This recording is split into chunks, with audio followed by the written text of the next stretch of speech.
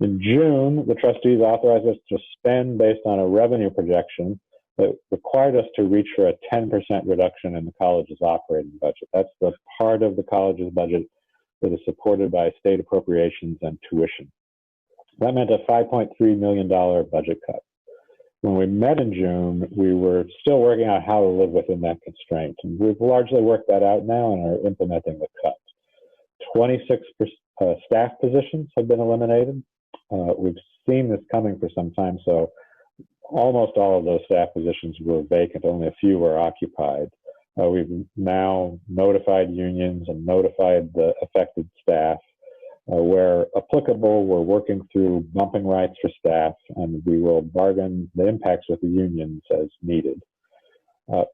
Eliminating 26 staff positions is not enough, so on July 9th, we announced mandatory staff furloughs.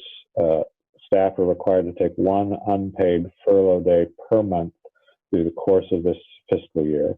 That'll save a bit more than $1 million to the college's operating budget. There are some exceptions. Some staff don't have to take furloughs. Classified staff at salary level 30 or lower do not have to take furloughs. Staff paid on grants or similar other fund sources are exempt from furloughs.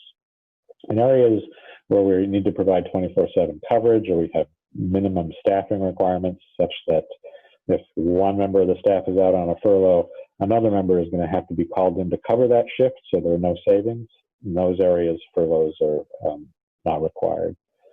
In order to implement the furlough, we needed to reach a memorandum of understanding with the Washington Federation of State Employees. I'm grateful to the Federation for agreeing and ratifying that memorandum of understanding.